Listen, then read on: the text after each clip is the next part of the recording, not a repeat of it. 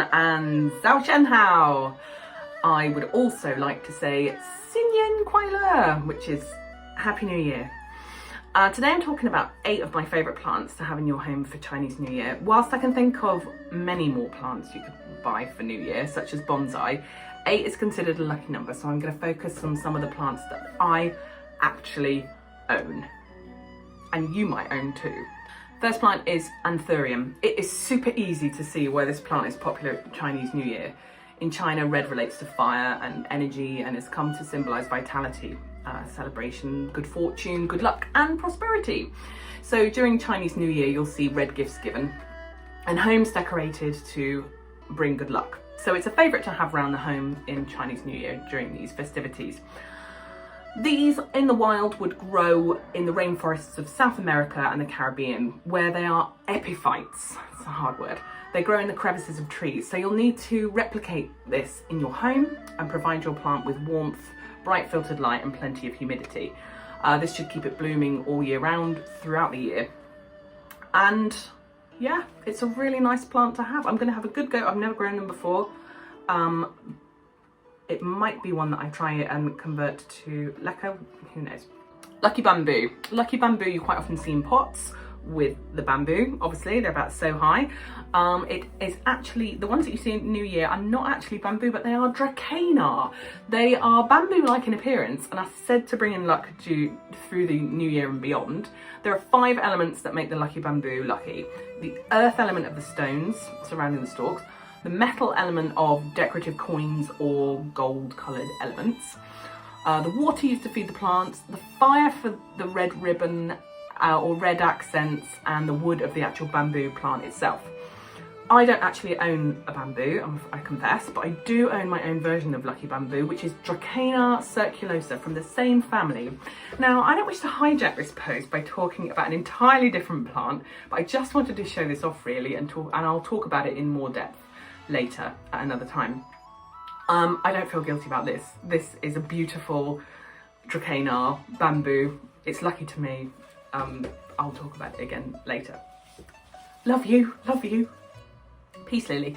Now, I never used to be a fan of peace lily, but I'm really coming round to the idea. Peace lily is an elegant plant to have in your home all year long. According to NASA, it has many healing and cleansing properties, known as one of the world's most efficient houseplants of cleaning the air. Native to Central America, it's used to a warm, humid environment, perfect for growing in a bathroom. Peace lilies are easy to grow and relatively trouble-free. Grow a peace lily in a light, bright spot out of direct sunlight. Despite the vast amount of information out there, peace lilies can actually successfully be grown in water, and that's exactly what I intend to do with this one. So more on that to come soon. This is going to be huge. This is literally going to be huge. Orchids are a favourite for Chinese New Year. They're symbolic of many children and of fertility and abundance. Their elegant flowers can last for months and flower endlessly with proper care and fertilisation. Orchids have a terrible reputation for being fusty and outdated, so I encourage you to look at modern ways of displaying, such as kokodama. When you water the pot fully, letting the water run right through the holes at the bottom. Make sure the orchid doesn't sit in water, and then allow whatever medium you have in this pot to dry out entirely before you water it again. They can bloom and bloom. There is many different ways in which you can display this. I quite like this bright pink pot and it looks great in my living room, but you know, give them a chance. Give orchids a chance. Pilea, known as the Chinese money plant because of its round coin-like leaves. It's a favourite indoor plant believed to bring prosperity and the perfect plant for Chinese New Year. Pilea peperomiode, yes! Is an easygoing plant that is good for beginners and is quite forgiving of neglect in terms of watering and feeding.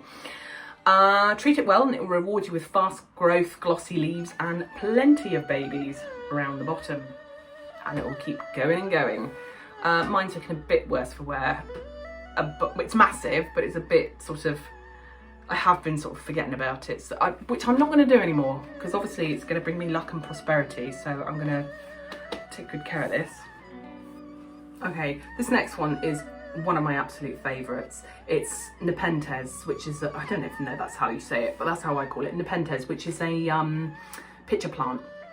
They're a little less popular at Chinese New Year, but highly regarded because of the fact they look like money bags.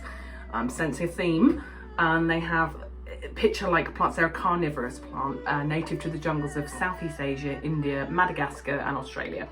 They're no harder to grow than an orchid. I've found it fairly easy to grow. It's suitable for growing in a greenhouse, conservatory. If given the right amount of light, could be fine for a humid bathroom. It could be the perfect spot for them. I actually moved mine to the bathroom and it's thrown out a couple more leaves there. It's growing really, really well, and you can see the pictures are, let's find a good one. That's quite a good one.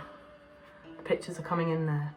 Can you see? So they'll end up being massive, but it's kind of like the wrong time of year to be showing you picture plants. Jade plants. Okay, so this is a tiddler. The emerald green leaves of the jade plant are believed to bring about wealth, luck and good fortune during Chinese New Year. Very lucky when given it as a housewarming gift, as they quite often are, and this one was given as a housewarming gift to me. It's actually grown. It was very, very, very tiny to start off with. It was really, really easy to care for, and it can grow massive, as succulents quite often are. Succulents are really good for beginners. And you can see why it's given as a housewarming gift, because, you know, something that you can't kill is, well, you could kill it, but unlikely. I've actually brought this next one in from the greenhouse where it's just sat there waiting to bloom, and it's a dwarf version of well, it's a kumquat tree, an orange tree, sort of dwarf variety. It hasn't got blooms on it yet, and it hasn't got oranges on it yet. The ones you see in the shops have been forced, so they've been given the right conditions and the right lighting, and so eventually will produce oranges. This one hasn't. Traditionally, these are given at Chinese New Year. The orange tree is a good luck token for a fruitful and abundant year. The word orange has a similar word in Chinese to the word wealth, which has brought about the tradition of giving these as gifts. And like I said, this is a dwarf variety of kumquat. In Cantonese and Mandarin, the name of this tree sounds like the word for good luck. So I hope you have enjoyed my lucky plant list for Chinese New Year. Have a great time celebrating. Let me know in the comments if you celebrate, how you celebrate, and do you have any of these plants? 新年快乐!